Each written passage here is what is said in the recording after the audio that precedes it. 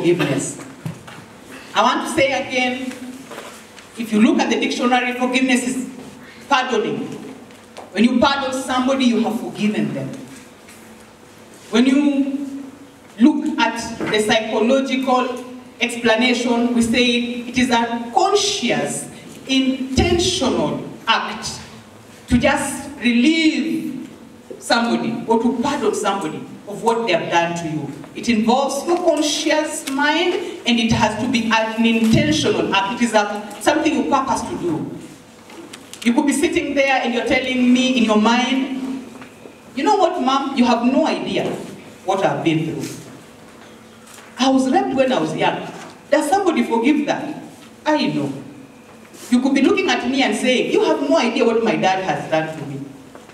In fact, he left us when we were young, abandoned us, and we have been struggling with my mother. Now wait until I graduate and he comes back. Can that be forgiven? That one, no. You have no idea what my roommate has been doing to me. In fact, this semester, I am counting 10 days to go. And may he or she rot in jail for the number of times he or she has exiled me. You have no idea. Can that one be forgiven? You could be sitting here and saying, even you, Mom, you gave me an F in your psychology of learning, and now you're saying I forgive you. You have no idea. I will keep you in my mind forever and ever. You could be sitting here and saying, you have no idea. This one, I will forgive the other things. Lakini hii, Mungu mwenyewe atashuka na atakue. This one is not possible. Do you know how many times that girl has been talking about me? Rumor-mongering, things that I have not even done? You have no idea. And this is where we have reached. And I thank God for this message for you and me this morning. Open your Bible. Umezoea sana hii mambo ya projection. Mpaka unaacha Bible inakaa kwa room. Wengine tutafanya bila projection, si ndio? Ama wakati wa Biblia tunasema kila mtu ajipa. Kila mtu afanye nini? Somebody will say now, are we being analog or are we getting digital? Now open with me Ephesians chapter 17. Chapter 4 verse 17. Ephesians chapter 4 and verse 17 from verse 1 quickly. In the Lord's name then I warn you, do not continue to live like the heathen, whose thoughts are worthless and whose minds are in the dark. They have no part in the life that God gives, for they are completely ignorant and stubborn. They have lost all feeling of shame. They give themselves over to vice and do all sorts of indecent things without restraint. That was not what you learned about Christ. You certainly heard about him and his followers. You are taught the truth that is in Jesus. So get rid of your old self, which made you live as you used to. The old self that was being destroyed by deceitful desires. Your hearts and minds must be completely new. And you must put on the new self, which is created in God's likeness and reveals itself in the true life that is upright and holy. No more lying then. Each of you must tell the truth to one another, because we are all members together in the body of Christ. If you become angry, do not let your anger lead you into sin, and do not stay angry all day. And 27 it says, don't give the devil a chance. Father, in the precious name of Jesus Christ, this is your word. Reduce me and increase. Use me as a vessel to communicate exactly what you want to all our souls. Behold, we are gathered here to be delivered. We are gathered here to be changed. We are gathered here to be saved. We are gathered here to be comforted. We are gathered here to be guided. And Father, your word is powerful. It's so powerful. It's able to do exceedingly abundantly above all this that we are here for. Father, have your way. In Jesus' name we pray and believe. Amen. That is what the Bible says in Ephesians. And today, even as we cover about the power of forgiveness, I want us to know that forgiveness is not something that the natural me and you can do. it is not something that anybody was born with. It is easy to excuse somebody. You excuse somebody when they have done something unintentionally. Like somebody steps on you, and they say sorry, you can just say, okay, I'm feeling the pain, but it's okay. You didn't intend to step on me. There are things that people have done, but not intentional. Unintentional, you can excuse them. I know even at such a time as this, by the way, thank you so much for supporting us by Electan. It is at that particular time of the semester where we operate in faith. And I thank God for you. You have given out of love, not out of what you have. Maybe we will wait next semester until when you receive the help, and then we can do another funds drive so that you can give out of love and out of abundance. Just before you start going to classes. You know that time when you have a pesa that is so much, not so much, but so much. Account bado kuna pesa, you know, you don't even know utakula mayai ama utakula kuku that time. We will do another one so that you can give out of love and out of abundance. Lakini leo najua kwamba you have given out of love. That one I know. God bless you so much. Now, as I was saying, when we're talking about forgiveness, not something that me and you can do. Naturally, it is so automatic that when you pain me, I should respond by paying. And you need to understand that when you respond like that, you're normal. Actually, if somebody abused you, I don't know if you tried that, I told you to go and try. Somebody came and said, ng'ombe. Alafu mwambie punda. Nugu, you feel good. Very good.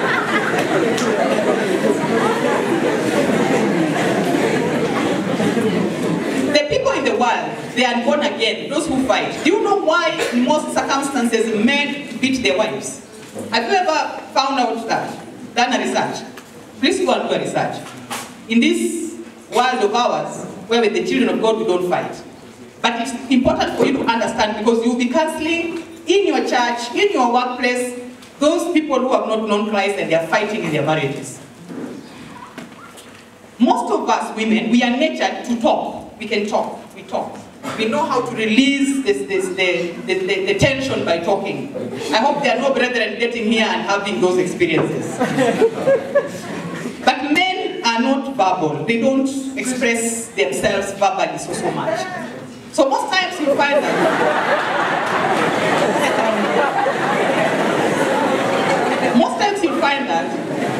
when there's a problem in the house, when you get married, and when you counsel those people, you will remember, when there's a problem in the house, most times you'll find that the women would love to talk about it. The man does not know how to respond. So normally, when you talk like that, you release anxiety. When you are angry and you respond, you release anxiety. So when you are releasing anxiety and you are normal, your body cannot produce adrenaline. And we know that adrenaline, when you are scared, you have to produce adrenaline to do two things, either to fight or... So when you are already unleashing words to this person, you are unleashing imuumize, so you are okay. You release anxiety and you're okay. Akikataa kuzungumuza, azungumuza, you continue. But you know the other person, because they are not releasing any anxiety, the adrenaline produced in their body is in stock. That is why even a small man, akishika jimama kama mimi, anaweza zungusha na kidogo. That's for another thing. So even before we look, amen. Bwana Yesu asifiwe. Do not be open than believers so that you don't experience that. Amen. Yeah, useme tunataka tumuombe. Mimi niko Tadia na nimeona ndugu ambaye karibu anakuwa ndugu infotia, nitamuombea aokoke. Alafu ndio we can get married alafu ndamuombea aokoke. You will bear the consequences. So in the process of looking at the power of forgiveness, I want us to understand, before even we know what forgiveness can do to us, what power is in forgiveness, we learned that God forgives us. When you talk about Christianity, Christianity is about forgiveness. Another way of saying I am born again is saying I have been forgiven by God. It's also saying that I've been given eternal life. When I say I'm born again, I am saying I have a hope for eternity. I am saying I am blessed of God. When I'm saying I'm a Christian, I am saying I have been forgiven by God. And so God gave his son Jesus Christ to forgive us. Christ died for us, and God did that he is able to forgive us. So the first thing we need to do is accept forgiveness. Because sometimes we can be operating in a situation whereby we have rejected forgiveness. When we refuse Christ, when we refuse salvation, it means that we have rejected the forgiveness. We do not want forgiveness. You are saying, for me, I know I am a sinner, but for now, you can keep your forgiveness until I am ready to accept it. So if we do not accept forgiveness, then you will discover, you cannot discover the power of forgiveness. You will not discover the power of forgiveness. You have to accept it, swim in it, know how it feels to be a child of God, experience it even in times of trouble, feeling God coming to salvage you at the hour of need, for you to understand that it is possible for you to forgive. And so we need to be able to accept forgiveness at all times. We need to also surrender our right to get even. Like I said, it's very normal for us to respond in pain. When you do this thing to me that pains me, I should be able to do another thing that pains you. But that only tells us that I am sitting on the throne and that I am the judge. And that is why I am saying that you must be pained too. If you pained me, you must be pained too. Because I am sitting on the throne and I am the judge. It only means I am holding onto my right to be even. In the human nature, I have a right to be even with you. And that is why Esau says, my father is about to die. The moment he dies like this, I will kill this guy. And Rebecca overhears that. The moment he dies like this, I will kill this guy. That is holding onto the right to get even. When you look at the adulterous woman who was taken to Jesus, and they told Jesus, this woman has been caught right in the adultery, right in the act. And they bring this woman to Jesus, and they say, now, what do we do with this one? Because according to the law of Moses, this one is supposed to be stoned. That is the normal me and you. But then Jesus tells them, if there's anybody without any sin, let that person be the first to cast a stone on the woman. I'm sure they inquired, they looked at one another, they quickly remembered the things they have done, and they walked away one after the other. At that particular time, it simply means that these people were sitting on the throne to pass judgment on this woman.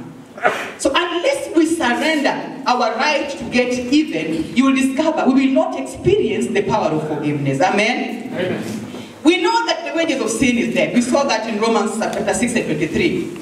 And actually that Christ was given to us that we may get salvation. That is the gift of God to us when we accept to be born again. So when we forgive, what we are saying is this: I have a right to stand even with you. I have a right to abuse you back.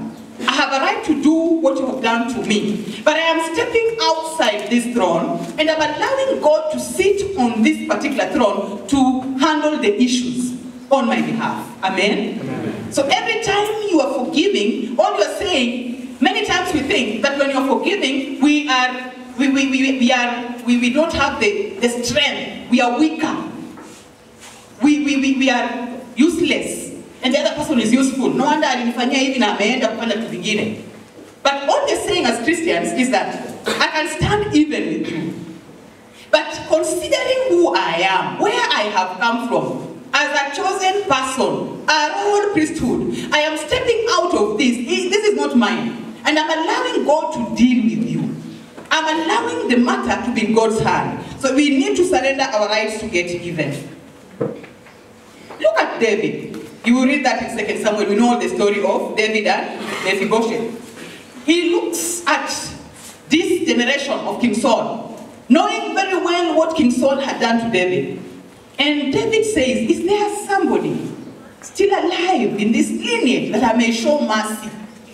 David has a right to be even now that he's king. He has even a right to put all of them in exile, looking for them and put them in exile. He has a right to deny them any right of being a citizen here. But he doesn't do that. He goes ahead and says, is there anybody that I may show mercy on behalf of Jonathan? So this means he is stepping out of the throne of judgment, and is allowing God to sit on that throne. And instead, he's showing so much mercy to not only this generation that is remaining, but also allowing them to become family. Again goes the story of Joseph.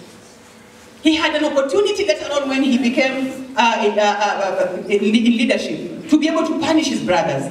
And actually when the dad died, the brothers said, now, I'm sure they even just would have lied, that their dad had told them this. Now that he's dead, we need to say, or we need to tell Joseph, please forgive us our crime. And Joseph is really grieved, because this is something that he had put in the past. And so he is supposed to get even. Now that my dad is dead, I will show these brothers what I'm made of. But he's not sitting on the throne.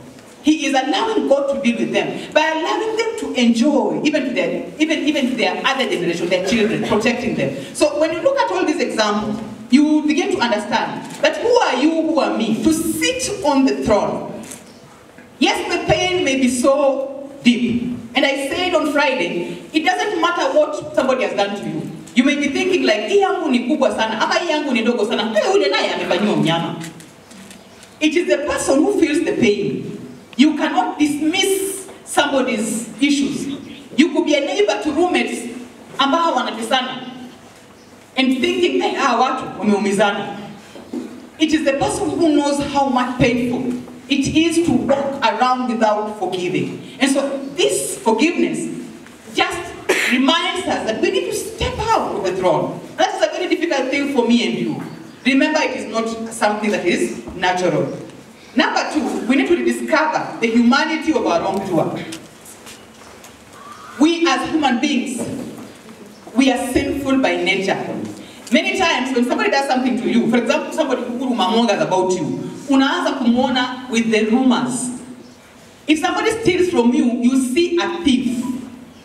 If somebody rapes you, you see a rapist. If somebody fails you in a way, you see an enemy. As a Christian, it will be important, if you are ever going to forgive, to differentiate the person with the wrong. That is how Christ looks at us. That is how he looked at the adulterous woman. That is how he looked at the woman who anointed his feet. He was able to see, to separate, that there is this human being whose value is 100%. It remains 100%, even in sin. Many times in church, I thank God for this semester. I thank God for the last spiritual year. That time we had issues in CU, and you could see how brethren would react towards it. And you find that sometimes even the person who was just, who needs mercies, who's got into sin, instead of being showed mercy, we even reject them. We think that, we look at them and see sinners. If, for example, if a sister in Christ gets pregnant, we start seeing pregnancy and adultery everywhere. Not even, fornication everywhere. If we hear that a brother has a child, instead of showing mercy, we start seeing sin written everywhere. Sin. In fact, we see sin more than we see the human person. So if you have to forgive this particular person, you have to differentiate. You have to see the fornication away from the person. You have to see the stealing away from the person. You have to see the raping away from the person. You have to see the murderer away from the person. I was giving you examples of what happens in your rooms. You pick up a roommate at the beginning of the semester, you think this is a sister in Christ, a brother in Christ, you agree on a few things, let's put our monies together and buy food. Let me begin with May, you buy June. You buy May. Ikifika June, anajifanya ni kama amejisahaulisha. So you have to remind them every day, sisters, you are the one buying food. Inafika wakati amwongei, you're in the same room. Do you know you start seeing a devil? You are seeing a sister, now you are seeing a devil. You even start operating like the room does not belong to you. The only thing you're doing in the room is sleeping. Besides sleeping, let me tell you something. You have to differentiate between the sister and the behavior. The brother and the behavior. See the human person in this particular person, sister or brother. Now then we talked about learning to forgive. Learn to forgive. Forgiveness is not something we inherit. Amen? You can never inherit forgiveness. If your mother forgives so much, that does not mean that you will also forgive. Yes, you can learn forgiveness from her. Because the way we are raised up, we only give what we have. The way if you see your mom forgiving you and forgiving you, you can learn a little bit. But it does not mean that inside you, because you're born of this woman, you will be first person who forgives. Every one of us has to learn to forgive. Now my question is, how do we learn to forgive? In our carnal bodies, we cannot. That is where Romans chapter 12 and verse 2 comes in. Romans chapter 12 verse 2. At first that we learn. And be not conformed to this world, but be transformed by the renewing of your mind, that you may prove what is good, acceptable, and perfect will of God. Do you know something? Conformity is, I am doing what other people are doing. To fit. And it's so nice to conform, because then it is normal to conform. Everybody says, this is very normal. This is very normal.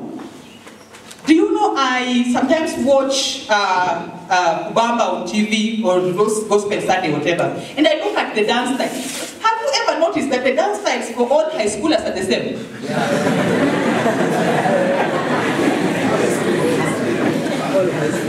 I thank God nowadays we have moved from shaking our behinds to jikundering like cockroach or something.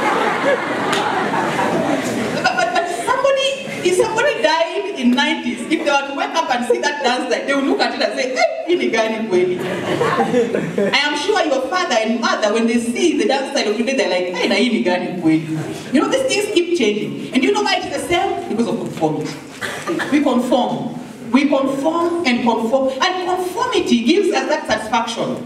So when we operate in our carnal mind, in our mortal mind, in our natural human mind, we will never forgive. Don't forget. Nimemusamehe. Lakini asijaribu.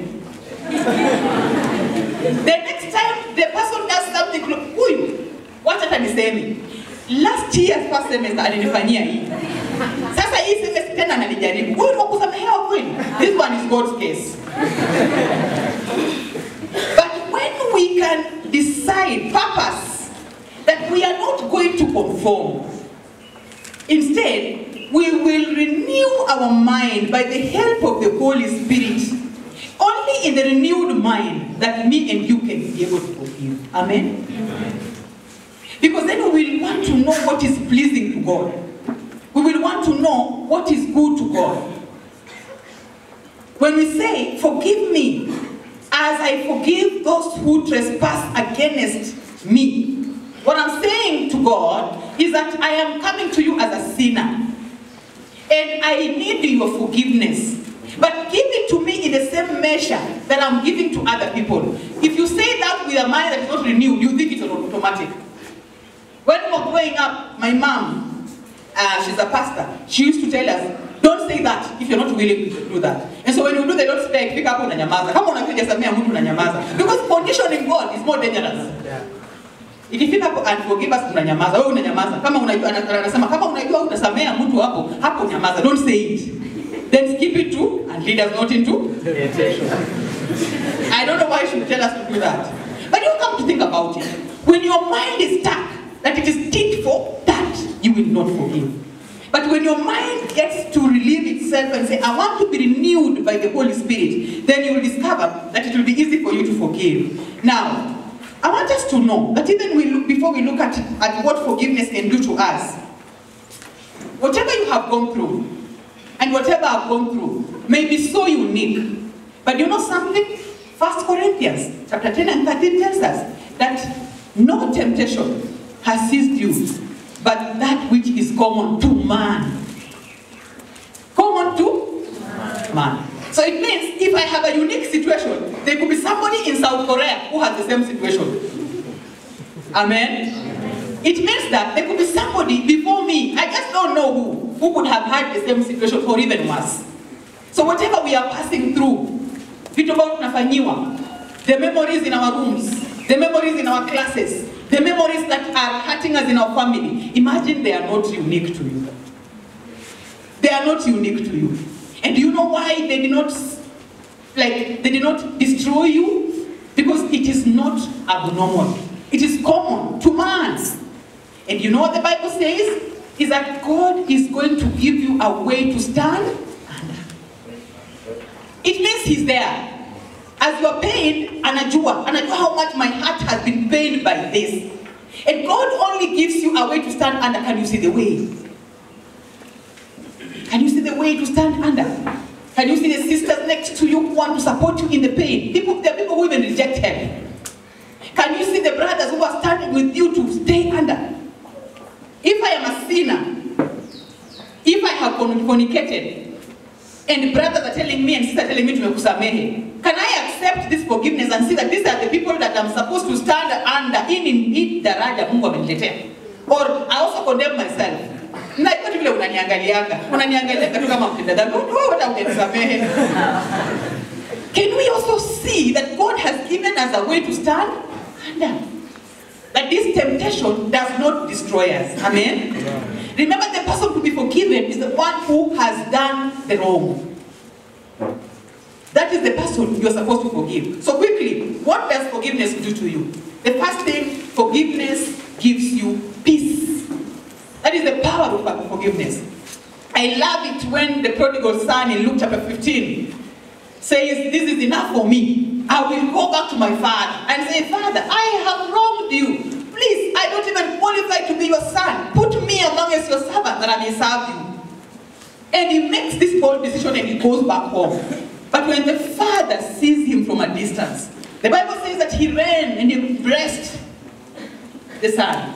And so when we are talking about peace, you can imagine this particular person, by the time he was going to feed with the nguruwes, oh, lack of peace. You will need to start to the end to eat what the pigs are eating.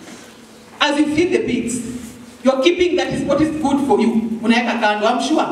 You can imagine food for pig that he was given to feed the pigs. Alafu anajitolea ile yake kidogo, ile inakaa safi kidogo kuliko ile ingine. And he was feeding on this. That is surely lack of peace.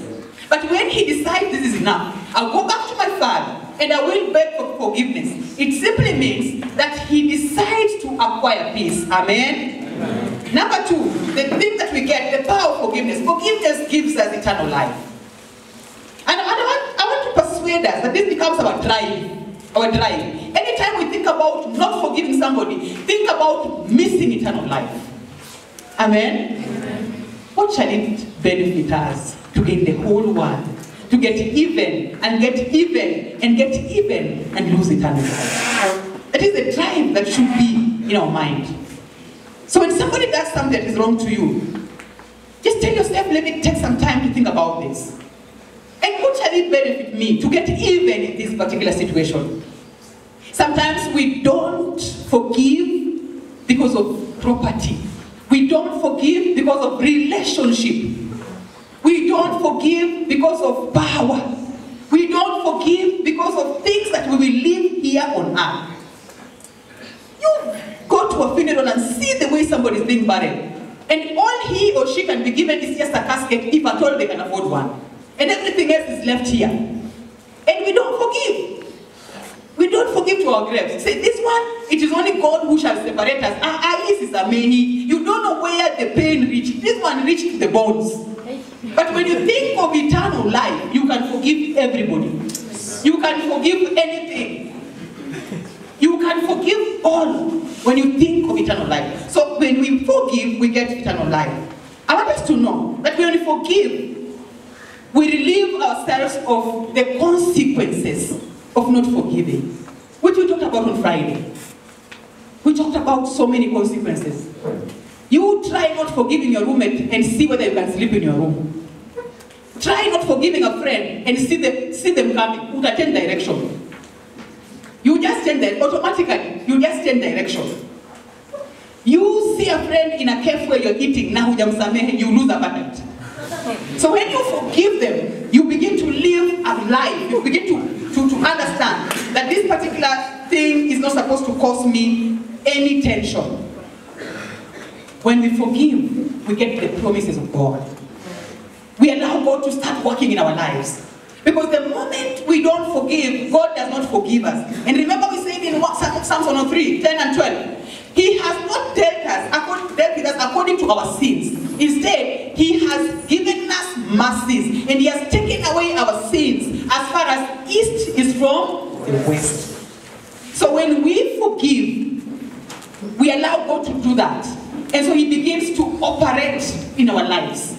Begins to operate in our lives. Sometimes the troubles that you're going through is because you are holding on to somebody. You are holding on to something. Sometimes the doors that are locked is it because you are holding on to something. And so you are praying to God. But because God is looking at you and wondering, my son, my daughter, why don't you first of all forgive? Why don't you relieve yourself of this, that I may be able to forgive you and put a mark of the Holy Spirit on you?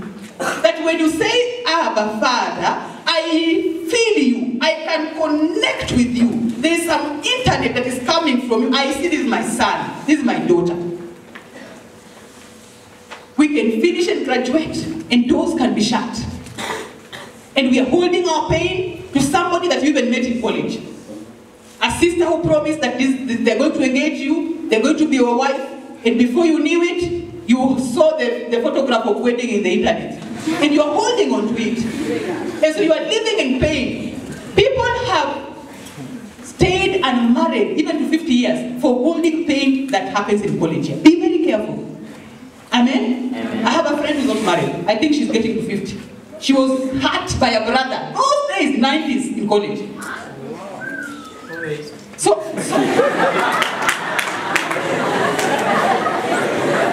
I'm finishing. So what happens is this. You're saying, this is a mehe. So when the other brothers come around, even after you are born, you are left college, umepata kazi, unaona tu sina. Akisema, sister, let me talk to you, unaona sina. Another sinner. You are projecting on innocent people. These are the blessings of God that are supposed to come to your life. Amen? Amen. You don't forgive, you can even get a job. But you are so mistrusting. You think that, people are just going to talk about you. People are just laughing about you. You think people are so idle and they just, their life is about you. You begin to mistrust people. And so let us forgive to get the presence of God. And like I said on Friday, this is a very wide topic. We can only put a stop on it again and start again another time. Amen? I want to finish by saying this. Let's look at 2 Corinthians verse 10, 4-5, project this, so that we understand. For us to get this peace, for us to be able to enjoy the promise of God, for us to be able to get relief of anger and the consequences of not forgiving. The Bible says this, that for the weapons of our warfare are not carnal, but mighty through God, to pulling down of stronghold. Believe me, you, unforgiveness can be a stronghold. I have seen families over my life that have carried out the bitterness of unforgiving. And in Deuteronomy, the Bible says it can go to the third and fourth generation. And we could be the people inheriting this. But we have Walikosana. So you are just inheriting the unforgiveness because it's a stronghold. Stronghold ni kitu ambacho kinawekeza mahali na kushika mizizi. So we could be operating under the spirit of unforgiveness, not forced by us, not even by our parents, by our forefathers. And we have to be careful to identify these strongholds. The Bible says this, that casting down imagination. Sometimes they are just imaginations. We imagine we cannot forgive. Putting myself in that, no, I will not forgive. And every high thing that exalts itself against the knowledge of God, bringing into captivity every thought to the obedience of Christ. That's our business. So you can walk around and say, I can forgive you. If you lift up yourself against me and you think whatever you did to me is so wrong, I can forgive you. Why? I will cast down every thought that exalts itself above God. It doesn't matter what you have done as my roommate. I can forgive you. I can forgive you these 10 days na tuishi katika amani. Because I think about the things that, the pain. Nakumbuka tu vile hukuosha vyombo, hukumop room. Na nasikia tu vibaya. I gave you 200 bob in May, kujaregesha. Nasikia tu vibaya. That is a thought. So what do I do? As I feel pain, I put this imagination, this thinking, because it wants to exalt itself above this child of God. It wants to exalt itself above my promises. And I say, this thought has to be put down. I'll forgive you. I'll forgive you, not for you. First of all, for me. And then when I forgive you, we said, I'll pray for you that God may also forgive you. Amen? Amen. Let's be honest.